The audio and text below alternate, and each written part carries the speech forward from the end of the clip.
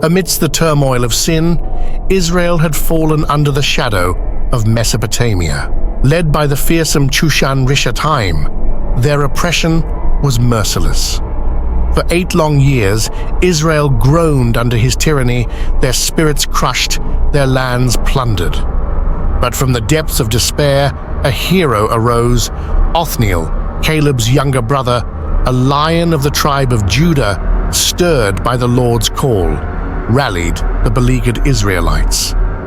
The air was charged with anticipation as Othniel led them into battle, a crescendo of clashing swords and cries for freedom. The Israelites fought with newfound vigor, tearing through the enemy's ranks. The ground soaked in the blood of their oppressors, they emerged victorious, breaking the chains of Mesopotamian bondage. After the hard-won victory, the land rested for 40 years under Othniel's wise and just leadership. But as the cycle of history spun, the Israelites again strayed, forgetting the bitter lessons of the past. They did evil in the sight of the Lord, and this disobedience opened the door to a new oppressor, King Eglon of Moab. Seizing upon Israel's waywardness, Eglon forged a sinister alliance with the Ammonites, sons of Ben-Ammi, and the Amalekites, descendants of Esau, 2 tribes as ruthless as they were fearsome. Together, these formidable forces descended upon Israel like a plague of darkness. The clashes were brutal and blood-stained, the ground soaked with the gore of countless fallen. Israel's resistance, brave but ultimately futile, crumbled under the combined might of Eglon's coalition. Eglon seized the city of palms, imposing a heavy yoke of subjugation upon the Israelites for 18 years. The very air seemed to whisper of their despair, a constant reminder of the price of their disobedience. In these bleak times, the Israelites once again cried out to the Lord for deliverance, and he raised up Ehud, a man of Benjamin. Ehud was left-handed, unusual and often overlooked. Tasked with presenting a tribute to King Eglon, Ehud saw an opportunity. He crafted a secret weapon, a double-edged dagger, easily concealed on his right thigh, a place unlikely to be searched.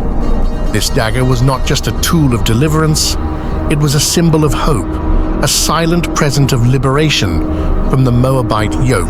After the tribute was made to Eglon, Ehud sent away his companions, but turned back near the idols at Gilgal. He declared, "I have a secret message for you, O king." In this charged moment, Ehud stepped closer to changing the course of his people's history, his secret weapon hidden. As he uttered these intriguing words, King Eglon's interest was piqued. Sensing the gravity of what was promised as a secret message, the king ordered everyone around him to leave. The room, once filled with the murmurs and movements of the court, fell into a hushed silence. Servants and guards quietly withdrew, leaving Ehud and Eglon alone in the vast, opulent roof chamber. "I have a message from God for you." Ehud lures.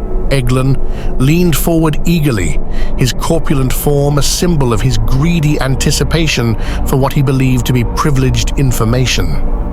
Little did he know, the true nature of Ehud's message was far from the words he expected.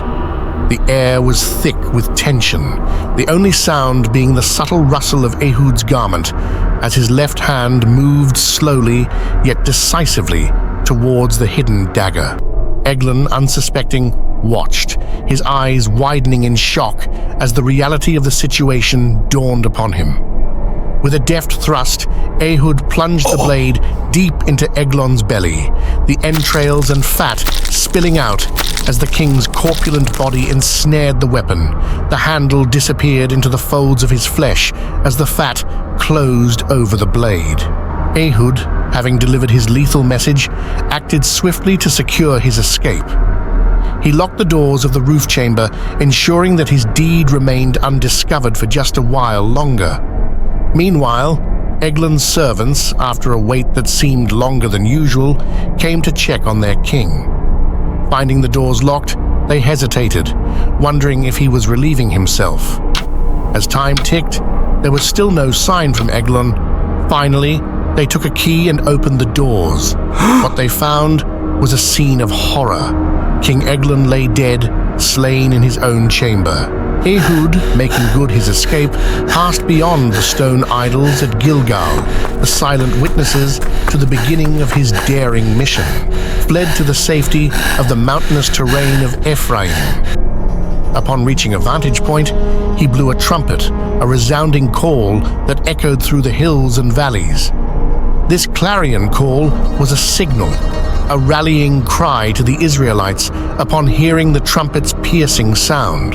With Ehud leading them, they seized the strategic fords of the Jordan River, cutting off any escape or reinforcement routes for the Moabites. This decisive action effectively trapped their enemies, showcasing a brilliant stroke of military strategy. In the ensuing battle, the Israelites clashed fiercely with the Moabites. As this brutal, riveting conflict ensued, the air was thick with the scent of blood and sweat. The Israelites slew about 10,000 Moabite men, all robust and valiant warriors. No one escaped. The power of Moab was broken over Israel that day, a triumph that ushered in an era of peace. For 80 years the land rested, the memory of the battle a stark reminder of the cost of freedom and the consequences of straying from the path of righteousness. Ehud, a lone wolf, became a symbol of God's deliverance. Even in our weaknesses, God sees potential for greatness. Be steadfast in faith and look for God's hand in the most unexpected places.